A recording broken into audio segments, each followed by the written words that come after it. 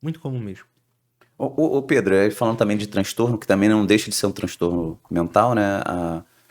A compulsão alimentar, né, cara? Tem, já tem a questão do fundo mais relacionada à ansiedade também, ou não?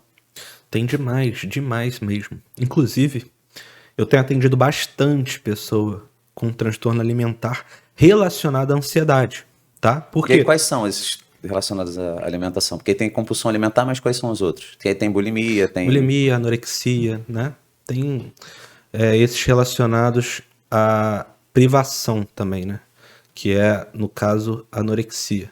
A bulimia, ela tá relacionada a uma compulsão, né? A pessoa, ela come muito, depois ela se sente mal e ela, né, faz algum ato de compensação. É que tem, muita gente associa a bulimia somente à questão do vômito, aquela coisa toda, mas são, qualquer Muito errado. estratégia... Tá errado, não é isso que é a bulimia. A bulimia, ela está relacionada a qualquer compensação pós-compulsão, né? Por exemplo, a pessoa comeu, destruiu ali na comida, se sente arrependida e ela vai e fica 6 horas treinando, sem parar. Usa laxante. Usa laxante, bota pra fora a comida, tipo, assim, existe. Mas a gente não pode relacionar a bulimia a simplesmente ao vômito. Não, a bulimia está em qualquer ato compensativo. A anorexia é diferente. A anorexia, ela não tem a compensação. Por quê? Porque ela não teve compulsão. Entendeu? A anorexia, ela vai lá, simplesmente se priva de comer, faz muita atividade, mas sem compulsão. Sem ter aquele ato de queda e alimentação exacerbada. A anorexia é isso. Ela se sente mal fisicamente, se sente horrível, e aí ela vai lá e se mantém naquele estado sem comer mesmo, sem fazer besteira no caso da alimentação absurda. Simplesmente o contrário. Alimentação muito menor do que deveria. E fisiologicamente ela começa, assim como o obeso que fica resistente à leptina, né? Porque o controle de saciedade e fome fica completamente bagunçado. O anorexo ele fica resistente à grelina, que é o hormônio da fome. É verdade. O cara fica resistente, por isso que ele consegue suportar vários e vários dias com uma restrição calórica absurda, ou até mesmo jejum absurdamente prolongado, né? Você tem experiência com esses casos? Não. Com anorexia, não. Assim, tratamento de anorexia, não. Só depois que a pessoa já tratou, enfim. Sim, Mas, assim, compulsão alimentar também, assim, só depois que a pessoa já veio com compulsão alimentar, já tratou a compulsão alimentar. Aí eu prefiro até passar para algumas amigas que são especialistas na parte de nutrição comportamental. Que aí que não é nem, porque nesse caso não é nem a dieta, cara. Não é a dieta ali. Não é? Não é a dieta.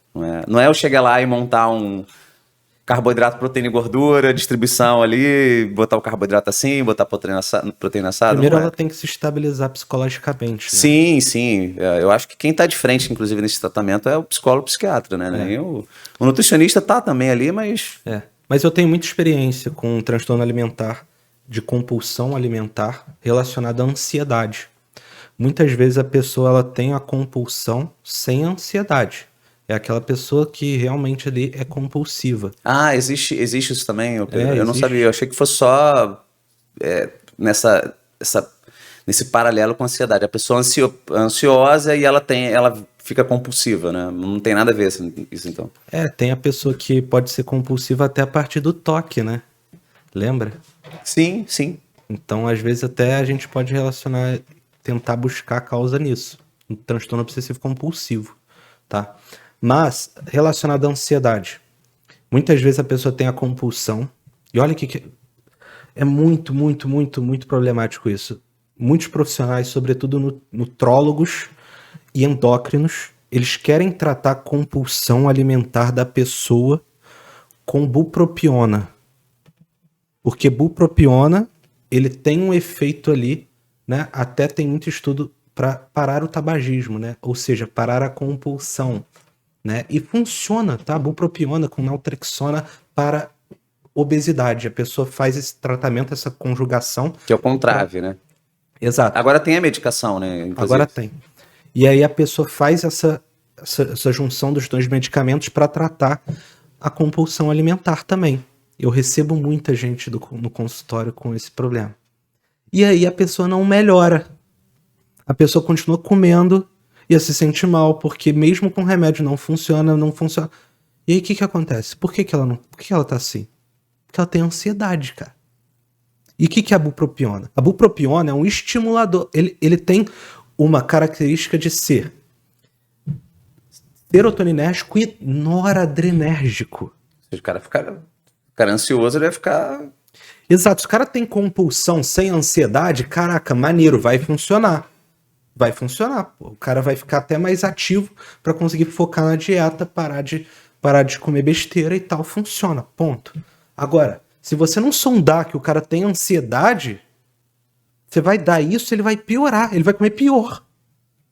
Por quê? Porque você tá dando mais adrenalina pro cara. O cara vai ter mais noradrenalina rodando, ou seja, ele vai ficar mais ansioso ainda. E é a ansiedade que é a causa da compulsão. Então eu preciso tratar a ansiedade e não a compulsão. Então o erro tá assim, cara, você tá colocando a causa no lugar errado. Você tá colocando a causa, na verdade, no sintoma. E a causa, na verdade, é a ansiedade e não a compulsão. E aí existe esse erro muito grave desses profissionais que cuidam muito da estética, sabe? Quando conjugam esses medicamentos achando que assim, só porque a pessoa falou que come absurdamente, ela vai melhorar com aqueles remédios. Não, porque a causa não é a compulsão. Ela não tá gorda por causa da compulsão. Ela não tá sobrepeso por causa disso. O sobrepeso dela vem da ansiedade. Então, tratando a ansiedade, cara, ela vai parar de comer muito, consequentemente, ela vai conseguir fazer dieta e vai emagrecer. É assim que funciona. O Diogo teve aqui, né, e foi um papo muito maneiro. Grande amigo. Fantástico. Eu não conheci o Diogo pessoalmente, né, conheci aqui, né, tive o prazer de trazer ele aqui, trocar ideia, a gente troca ideia pra caramba em relação a isso, né, e ele falou que uma coisa que preocupa muito ele em relação a esse tipo de tratamento são os cursos de final de semana para médicos, que, cara, você vai lá num médico muito famoso, tal, cheio de seguidor, e o cara agora vende curso para outros médicos.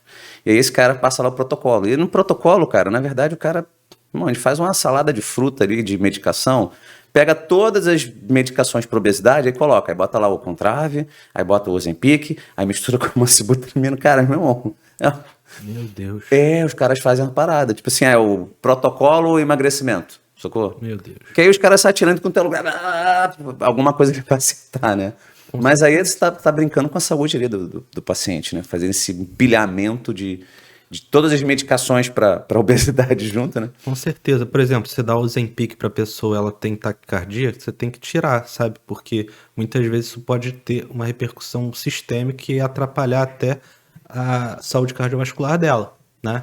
E agora, se tu mistura tudo, tu não vai saber de onde tá vindo.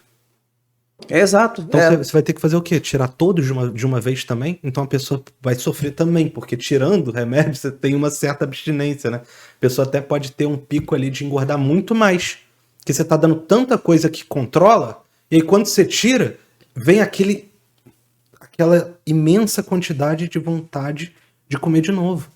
Então assim, tratamento rápido, a curto prazo, sem mudança de hábitos, sem melhora total ali da vida da pessoa, é furada. Medicamento em excesso, do nada, para emagrecer, por exemplo, é furada. Eu concordo muito com o Diogo, é isso aí. Tipo, não faz sentido. Curso de final de semana é válido desde que você já tenha uma formação grande antes, né? Então, assim... com pessoas realmente sérias, né? Enfim, sérias, porque tem a galera que quer só ganhar grana protocolo é um perigo. Cara, protocolo é assustador. Foi o que o Diogo, a gente teve...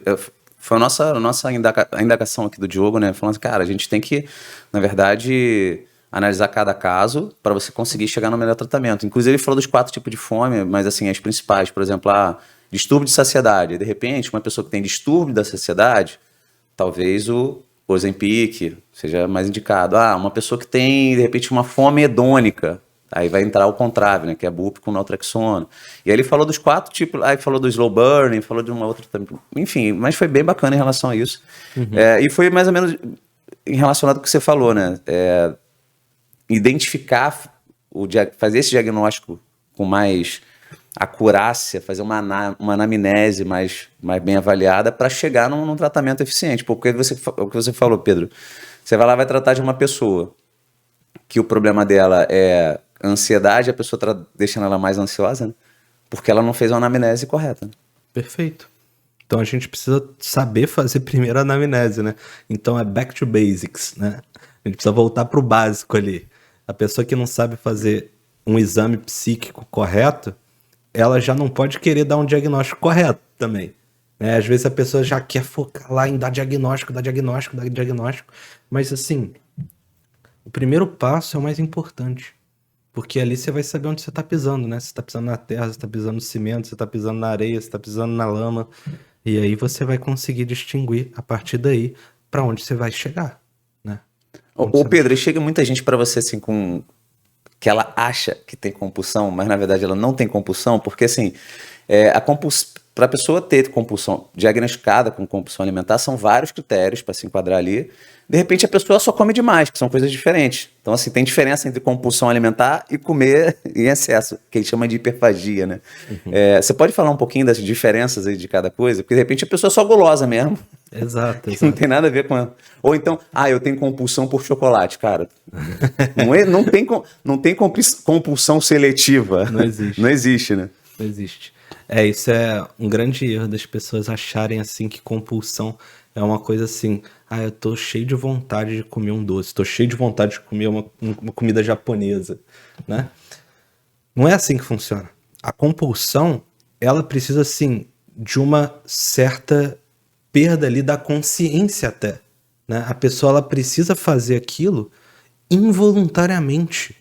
Não é uma coisa assim, porque eu tô com vontade, hoje eu vou ceder. Não é por fraqueza, não é por falta de fortaleza ali que você não tá conseguindo controlar-se. É por incapacidade mesmo. Então a pessoa ali, ela tá realmente doente. É o famoso apagão que a pessoa tem, né? A pessoa, quando ela volta, ela vê, caraca, o que aconteceu? É tipo isso, né? E vindo a partir disso um sofrimento gritante também. Né? Me arrependi porque eu comi aqui um brownie, entende? Não é isso. É a pessoa assim que comeu a brownieria inteira e assim, 3 litros de Coca-Cola, do nada, comeu uma caixa de pão, entende? É claro que não é assim, o critério não é comer uma caixa de pão, mas é assim, é uma coisa tão incontrolável que a pessoa ela até fica envergonhada de contar aquilo que ela fez, né? Não é aquela coisa assim, eu tenho compulsão, então um dia de semana eu me controlo. Não, então tu não tem, entendeu? Porque tu não controla a compulsão. Ela vem do nada. Ela surge ali, pode ser até por um estresse que a pessoa tá passando, piorar, mas vem assim e ela não escolhe o dia assim de comer aquilo tudo. É limpar, é limpar a geladeira, né? Aquele apagão, sai limpando tudo, tipo um Tasmania que sai limpando tudo. Não é porque você foi no final de semana num churrasco e comeu um pouquinho mais do que o normal. Isso não é compulsão alimentar. Não é tipo, ela comeu bastante no churrasco, não tá acostumada a comer gordura assim, e aí passa mal, acha que é porque ela tem compulsão. Não é isso, não é isso. Mas chega gente lá no teu consultório achando que tem compulsão e na verdade ela só come. É comum também isso ou não? Cara, chega sim. Mas a maioria que chega, na verdade, tem uma compulsão, mas não primária, né? Ela é secundária a uma ansiedade. Secundária a uma ansiedade mesmo. Um TAG. Deixa eu pegar aqui, ó. O TAG. Prazer, TAG. Eu sou TAG. Transtorno de ansiedade generalizada. Você acabou de assistir um corte do podcast A Vida é um Caos. E se você não quiser perder nenhum conteúdo, faça sua inscrição e ative as notificações.